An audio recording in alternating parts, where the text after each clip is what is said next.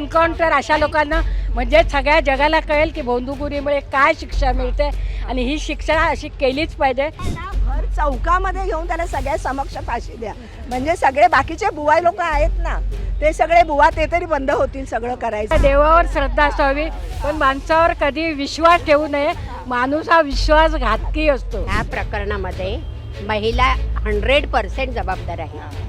एकदा जातात पुन्हा गेल्या ह्याला काय अर्थ आहे का? अनुभव तुम्हाला वाईट आलेला आहे, मग त्या अनुभवाचा उपयोग तुम्ही चांगला करून घ्या ना. नवरा स्वतः बाहेर बसायचा आणि बायकोला आतमध्ये पाठवायचं. म्हणून नवरा असला लायकीचाच नाही, असला नवरा नसलेला बरा. नमस्कार, मी पूजा. लोकमतमध्ये तुमचं स्वागत आहे. नाशिकच्या भोंदू अशोक खरातची सध्या राज्यभरामध्ये चर्चा आहे. अनेक महिलांचं लैंगिक शोषण असेल, त्यांची फसवणूक असेल, आर्थिक गैरव्यवहार असेल, अशा अनेक प्रकरणांमध्ये या अशोक खरातवर गुन्हा दाखल झाला आहे. अशोक खरातवर मुंबईतल्या महिलांना काय वाटतं, त्यांची याबद्दलची मतं काय आहेत? श्रद्धा, अंधश्रद्धा किंवा एकूणच महिला ज्या आहारी जात आहेत या सगळ्या बुवाबाबांच्या, तंत्रमंत्राच्या आणि श्रद्धेच्या नावाखाली जी महिलांची फसवणूक होती आहे त्यावर आपण या सगळ्या महिलांना बोलतं करणार आहोत. त्यांना त्यावर काय वाटतं हे आपण जाणून घेणार आहोत.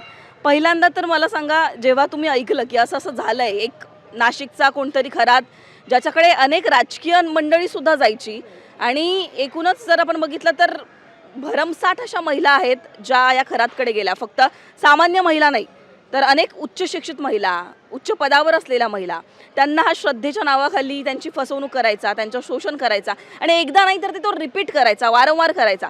पहिल्यांदा तर महिला म्हणून तुम्ही हे ऐकलं तेव्हा काय काय प्रतिक्रिया झालंय ते चुकीचं आहे. कारण त्याच्यामध्ये राजकारणीच महिला त्याच्यामध्ये असल्यामुळे बाकीच्या महिला त्या तिकडे आपसूक ओढल्या गेल्या आणि महिला या भावनिक असतात. परंतु ह्यापुढे अंधश्रद्धेला बळी पडू नये ह्याच्यातनं एकच शिकवण मिळते की कुठल्याही महिलेने स्वतः सक्षम व्हावं, अशा गोष्टीवरती बळी पडू नये. महिलांमध्ये एक म्हणतात एक ती भावनिक बाजू असते आणि त्याने त्याचाच आधार घेतला आणि त्याचाच फायदा उचलला. महिलांना कुठेतरी या बाबतीमध्ये जे आहे ते स्ट्रॉंग राहणं गरजेचं आहे. बरोबर, हे स्वतःचं स्वतःने ठरवलं पाहिजे. पहिलं कुठे आपल्याला काय करतील आणि काय होईल याचा विचार महिलांनी जायच्या पूर्वी करायचं. कारण काय माहिती आहे, एकदा त्यात गुरफटलं गेलं ना की आपलं ते आकर्षित करून घेतात आपल्याबद्दल आणि त्याच्यावरून ते संमोहन करून ते आपल्याकडे ओढून घेतात आणि त्यांच्या काही जवळपासच्या मैत्रिणी त्यांना त्याच्यातही घेतात आणि हे प्रकरण मग ते धमकीच्या द्वारे थांबवलं जातं. जी महिला स्वयं असते, हुशार असते, ती याला वाचा फोडते आणि मग हे प्रकरण पुढे येतं. पण हे प्रकरण जेव्हा पुढे येते तेव्हा खूप गोष्टी पुढे गेलेली असते आणि त्या लज्जेखातर आणि ह्याच्यासारखं मग त्या बोलत नाहीत आणि त्यांना सांगितलेलं असतं धमकी देऊन की तुमचं आम्ही असं करू, त्या भीतीने. आणि दुसरं म्हणजे आपल्या स्वतःबद्दल एक विश्वास पाहिजे की आपण तिथे गेल्यावर आपलं काय झालं आहे ते दुसऱ्याचं होऊ नये यासाठी जागृत राहिलं पाहिजे. महिलांनी नेहमी आपल्याला कसला स्पर्श आहे हे ओळखलं पाहिजे आणि त्याच्याबद्दल जागृत असणं हे मुख्य आहे. अनेक मोठे मोठे राजकीय नेते सुद्धा त्या बाबाकडे गेलेले होते आणि तेव्हाच कुठेतरी मग त्या महिला सुद्धा घाबरल्या आणि त्याचाच तो फायदा घ्यायचा की एवढे मोठे लोक माझ्याकडे येतात, मग मी तुमचं काही करू शकतो.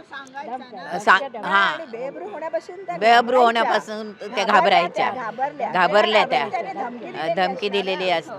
त्यांनी धमकी दिली असणार ना काहीतरी, असं करू नका तुम्ही. आणि महिला घाबरल्या म्हणजे काय राजकारणी लोक तुमचं कुटुंब उद्ध्वस्त करू वगैरे. हा, आणि मुलांना पण हे करायचं, मुलांना मारेन, नवऱ्याला मारेन असं तो धमक्या. त्याच्यामुळे बायका घाबरल्या आणि हे झालं. म्हणून बोला. सांगितलं तर मी तुम्हाला हे करीन ते करीन, फोटो काढले आणि आपली इज्जत जाते म्हणून त्या आणखी बळी पडायच्या त्याला, आणि त्या आणखी बळी पडायच्या की हा सांगेल तर असं म्हणून. तुम्हाला असं वाटतं का की आपल्या रोजच्या याच्यात ह्याच्यात जास्तीत जास्त राजकारण आहे, राजकारणीवाले आहेत ह्याच्यात.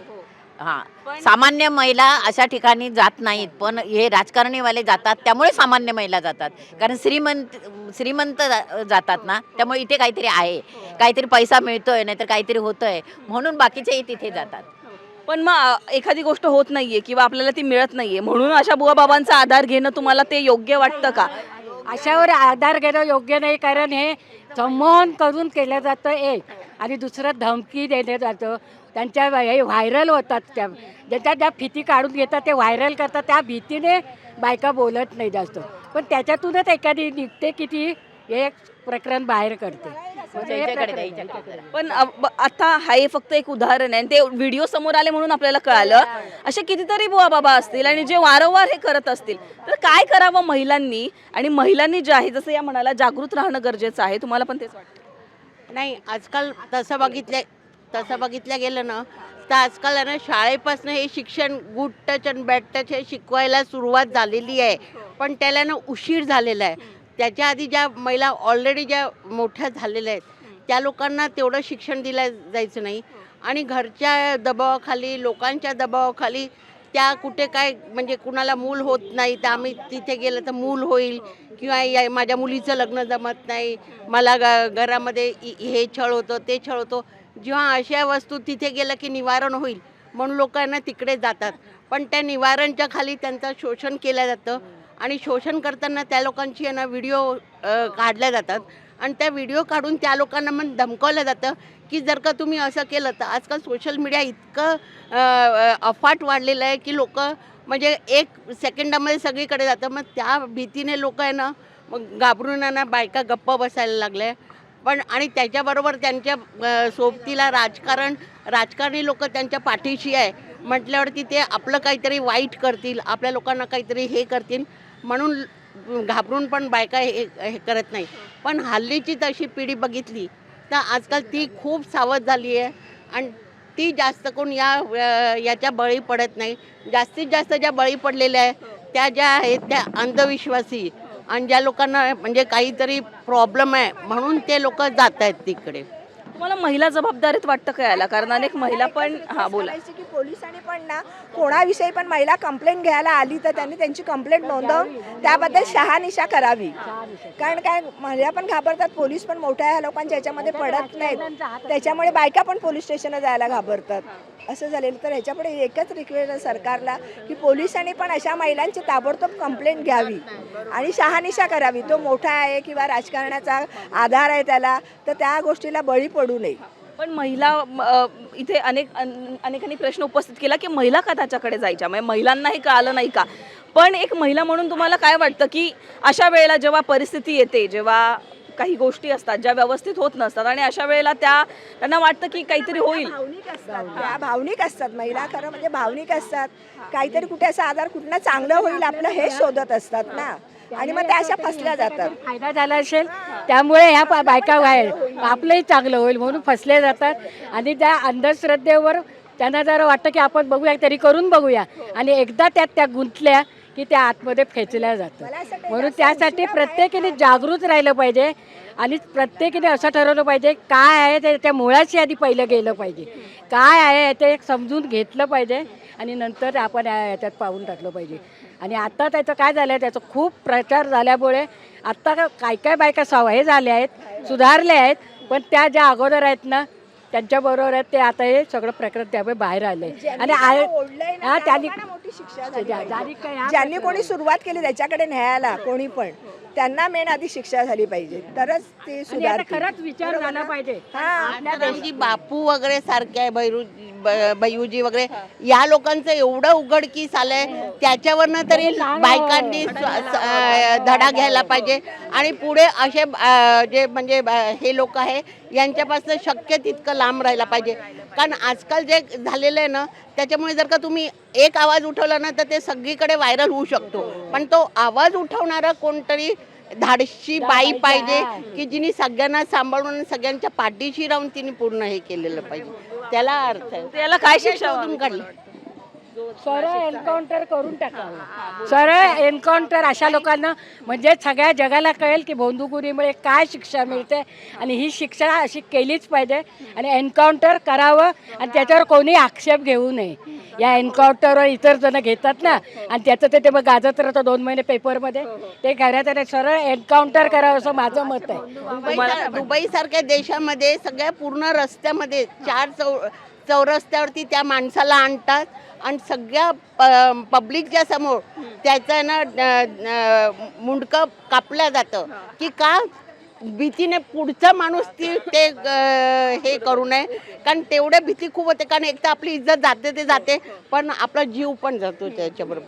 तर अशीच काहीतरी शिक्षा आपल्याकडे ती शिक्षा म्हणजे योग्य नाही वाटत, कारण आपण तेवढ्याचे हे नाही होत, पण त्या लेवलची काहीतरी तर शिक्षा दिली पाहिजे की ज्याने पुढचा जो आहे ना तो विचार करायच्या आधी 100 वेळा विचार की मी जर का असं केलं तर मला काय शिक्षा मिळणार आहे ती. बोला. भर चौकामध्ये घेऊन त्याला सगळ्या समक्ष फाशी द्या.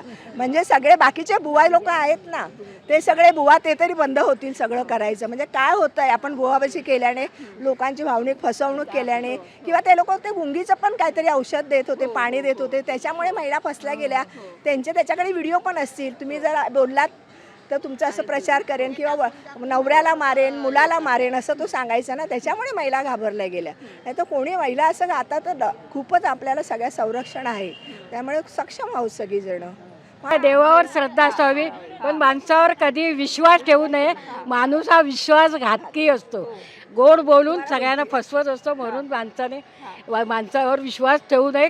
ठेवण्यापूर्वी विचार करावा आणि स्वतःशी आधी आपण पहिला प्रश्न करावा, आपण हे करतोय ते बरोबर करतोय की वाईट, आणि सगळ्यांना जागृत करावं. बंधू भावांवर विश्वास ठेवूच नाही तुम्हाला असं वाटतं? बंधू भावांना नाही जाऊ दे. आणि बंधू भावा असतील ना, त्यांना सगळ्यांच्या समक्ष आणून त्याला पासावर चढवा. करावं. एवढ्या बायकांचं त्याने शोषण केलेलं आहे. समक्षच म्हणजे करावं आणि त्यासाठी कोणी हे करू नये आणि त्याला कोणी याच्यात पकडू नये की यांनी असं मत दिलंय. कारण ही खरंच आपल्या देशासाठी एक लागलेली कीड आहे. आणि तुम्ही आता महिला ज्या बघत असतील त्यांना काय सांगाल की अनेक ज्या महिला आहेत या भावनिक होतात, त्या जातात, त्यांना असं वाटतं की होईल. आता ज्या महिलांना बाळ नव्हतं होत किंवा ज्या महिलांना त्यांची अनेक कारणं होती, त्यांना असं वाटतं की तिकडे जाऊन ते होईल. महिला भावनिक कारणाने ते जातात, त्यांना असं कुठून तरी आपलं होऊ दे असं त्यांना वाटतं. पण असं होतं का? म्हणजे तुम्हाला असं वाटतं की असं बाबा बुवा बाबांचं ऐकलं? नाही असं होत नाही. मग डॉक्टर कशाला झाले असते?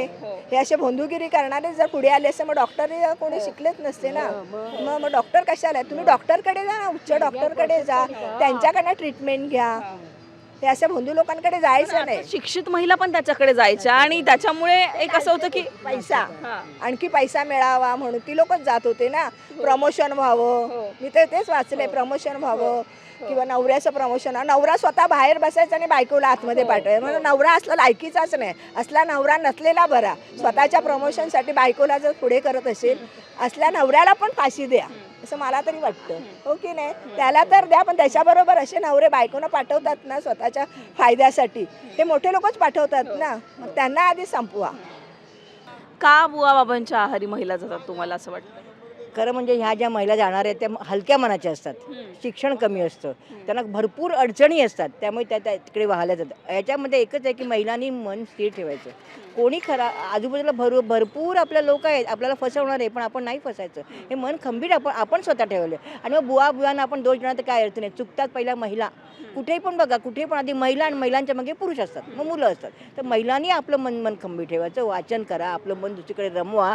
अडचणी सगळ्यांना आहेत, पण त्या अडचणीला तुम्ही मात करायला शिका आणि बुवाकडे जाऊन तुमच्या अडचणी माफ होणार नाही. आणि मग बुवांना शिक्षा करायचं ह्याला आपल्याला अधिकार नाही बोलायचा. आपणच चुकतो ना, आपण जायचंच नाही, महिलांनीच जायचं नाही. महिलांनी खंबीर मन करा आणि आपल्या व्यवसायात, आपल्या कामात, आपल्या ह्याच्यात मन रमवा, तर तुमचं सगळं. पण तुम्ही म्हणता महिला, फक्त सामान्य महिला ना, उच्च शिक्षित महिला, राजकीय नेते सुद्धा या बाबाकडे जायचे. काय लोकांना एवढ्या अडचणी येतात की जातात? त्यांना हव्यास आहे, हे पाहिजे मला, ते पाहिजे. ते देव काही तुम्हाला देत नाही. देवाला सगळं माहिती तुमच्या मनात काय. त्या देवाप्रमाणे ते बुवाना करतात की नवस करायचं, मला हे पद द्या, मला अमुक द्या, मला पैसा पाहिजे, पण बुवाकडे जातात. हे माणसाने स्थिर राहा आणि काही सगळ्यात असंतुष्टपणा करू नका, संतोषाने राहा, समाधानाने राहा, सगळं तुम्हाला मिळतं. बुवाकडे जाणं उपाय आहे तुम्हाला असं वाटतं? नाही नाही नाही नाही, बुवाकडे जायचंच नाही. बुवा तुम्हाला फसवणार. बुवा काय तुमचं काही सेवा करायला बसलाय का? तो पण सर्वसामान्यच माणूस आहे. तो पण कुठला बुवा, मी कुठल्या बुवाचं नाव घेत नाही, सर्वसामान्य माणसं आहे. त्यातून 10 गोष्टी आपण कोणाला सांगतो मैत्रिणीतले, एक आपली बरोबर निघते, मग तो बुवा झाला का? नाही ना, असं होतं. बोलणं काय केलं बरोबर, तो बरोबर बोलतो म्हणजे हा बुवा चांगला देव आहे, असं नाही. पण अशोक खरात प्रकरणामध्ये आता सगळे म्हणतायत की महिला पण जबाबदार होत्या या गोष्टीनं, तुम्हाला वाटतं का? ह्या प्रकरणामध्ये महिला 100% जबाबदार आहे. एकदा जातात, पुन्हा गेल्या, ह्याला काय अर्थ आहे का? अनुभव तुम्हाला वाईट आलेला आहे, मग त्या अनुभवाचा उपयोग तुम्ही चांगला करून घ्या ना. पुन्हा पुन्हा का जाता? एका महिलेला त्यांनी बोलावलं की मी तिला वरची काहीतरी पोस्ट हवी होती आणि तेव्हा तिला सांगितलं की, आणि त्यांनी रात्रीचा तिला फोन केला की तू माझ्याकडे रात्री ये, म्हणजे घाणेरड्या शब्दामध्ये. तिने सांगितलं हट, मला नाही पाहिजे असं. ही बुवाबाजी अंधश्रद्धेच्या बळीकोडी पडू नये. देवाकडे जा तुम्ही, देव सगळ्यांचं चांगलं करतो. आणि मागितल्यावर मिळतं म्हणजे काय, देवाला जा 2 हस्तक, 1 मस्तक 2 हस्तक, हे पसरून देवाकडे हवं ते तुम्ही मागू शकता. आणि देवाकडे न मागताही ते मिळतं. मग का बुवाबाजीकडे जाता? आणि तुम्हाला माहिती आहे का, ही गोष्ट चांगली नाही आहे. अनुभव तर वाईट येतोय. आणि दुसरं आश्चर्य वाटतं म्हणजे आपल्या नवऱ्याने जर दुसऱ्या स्त्रीकडे बघितलं की त्या बाईला वाईट वाटतं. इथे ती बाईसुद्धा सामील आहे त्याच्यामध्ये. हे योग्य आहे का? पण जे केवळ पैशासाठीच तुम्ही हे सगळं करता. काय करायला पाहिजे त्या बुवा बाबांचे, कसा चाप बसेल या सगळ्यांना? मला तर असं वाटतं त्या खरातला तर फाशी द्यावं.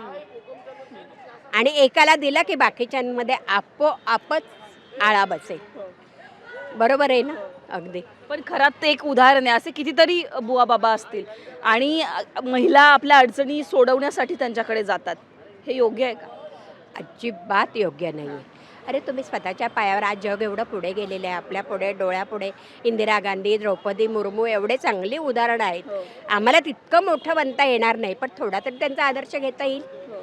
आणि ह्या बुवाबाजींकडे जाऊन तुम्ही काय करणार आहे करून? आपलं जे ज्ञान आहे ते तुम्ही चांगल्या तऱ्हेने वाटा ना. आपण या दादरच्या शिवाजी पार्क एरियामध्ये होतो आणि इथे रोज अनेक महिला ज्या शिक्षित आहेत, ज्यांना आपल्या आजूबाजूला काय घडतंय याची बऱ्यापैकी माहिती असते आणि त्या महिलांकडून आपण जाणून घेण्याचा प्रयत्न केला की या महिला बळी का पडतात या सगळ्यांना, किंवा कसं फसवलं जातं या महिलांना श्रद्धेच्या नावाखाली, तंत्रमंत्राच्या नावाखाली, जे की अशोक खरातने केलं. आता अशोक खरात फक्त एक उदाहरण आहे. या घटनेच्या निमित्ताने, या प्रकरणाच्या निमित्ताने महिलांनी धडा घ्यावा आणि जे भोंदू बुवा बाबा आहेत त्या सगळ्यांना सुद्धा त्यांचा पर्दाफाश व्हावा. खरंच हीच अपेक्षा आपण करूयात. तुमच्यासुद्धा काही प्रश्न असतील या सगळ्या संदर्भात तर ते तुम्ही मांडा. हा व्हिडिओ कसा वाटला ते सुद्धा कमेंटमध्ये सांगा. लोकमतला सबस्क्राईब केलं नसेल तर सबस्क्राईब करायला विसरू नका. कॅमेरा पर्सन हर्ष कांबळेसह पूजा सोनावणे, लोकमत.